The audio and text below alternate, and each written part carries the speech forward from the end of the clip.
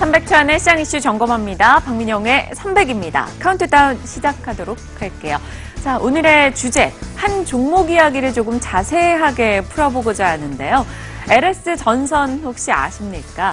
LS전선은 말 그대로 전선을 만드는 업체입니다. 뭐 작은 전선부터 시작을 해서요. 이렇게까지 굵직한 전선까지, 육상 케이블, 해상 케이블까지 전선이란 전선은 다 만들고 있는 업체인데요. 오늘 이 이야기 자세히 해보죠. 사실 인프라 건설을 할 때 가장 중요한 것은 전력이고요. 전력을 이어주는 게 전선입니다.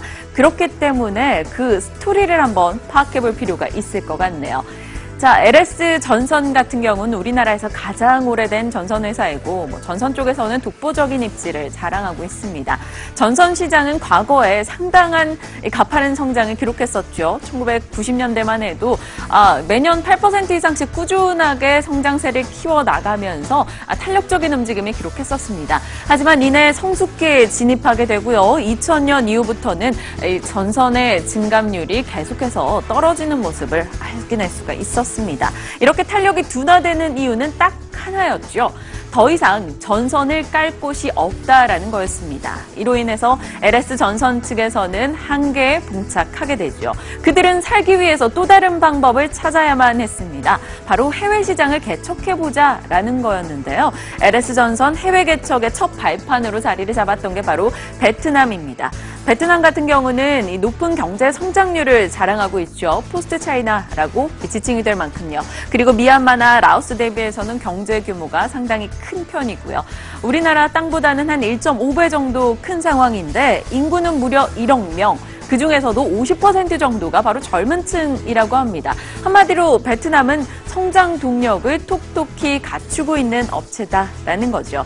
그러다 보니 글로벌 기업에서는 포스트 차이나로 베트남을 많이들 꼽고 있습니다. 해외 기업들의 사랑을 받고 있는데요. 이어보도록 하겠습니다. 베트남으로 많은 기업들이 몰려오고 있습니다. 베트남은 우리처럼 천연자원은 부족한데 중개무역이 활성화되는 국가입니다. 그러다 보니 상당히 개방도가 높을 수밖에 없겠죠. 정치적 안정화를 빠르게 동남아 국가에서는 갖춰갔고 개방 정책을 펼치면서 글로벌 기업들에게 세제 혜택을 주기 시작합니다. 그러면서 각 기업들의 러브콜이 베트남으로 쏟아지기 시작하죠. 그러다 보니 베트남의 성장 속도가 빠르게 올라서고 있습니다. 이어보도록 하죠. 베트남의 산업이 급속도로 성장을 하기 시작하면서 국민소득도 올라가게 되고 덩달아서 삶의 질이 올라서게 되죠. 삶의 질이 올라간다면 우리도 잘 생각을 해보면 뭐가 제일 많이 필요할까요? 바로 전력이 되겠습니다. 전기가 필요한 거죠. 베트남은 그동안 라오스에서 수력으로 발전된 전력을 사서 오는 경우가 상당수 많았는데 더 이상 이 산업의 증가 속도를 놓고 봤을 때 그렇게는 커버가 되지 않는다라는 겁니다. 전력 수요가 급증하면서 전력에 대한 관심이 올라가고 최근 들어 전력 발주가 늘어나고 있죠. 그런데 이 전력 발주는 늘었지만 앞으로 더 늘어날 것이다라는 쪽에 초점을 맞추는 게 바로 전선 케이블입니다. 지금 현재 가지고 있는 전선보다 10배 이상의 전선이 더욱더 필요하다라는 거죠. 그것을 미리 알기라도 한 듯 준비한 업체가 바로 LS전선이 되겠습니다. 고압과 중압 전선 케이블을 모두 베트남에서 독보적인 입지로 자리하고 있다고 하는데요. 고압 전선에서는 거의 유일한 생산 업체이고요. 중압전선에서 놓고 봤을 때도 베트남 2위 업체가 생산은 하고 있는데 LS전선 쪽과는 격차가 상당하다라는 겁니다.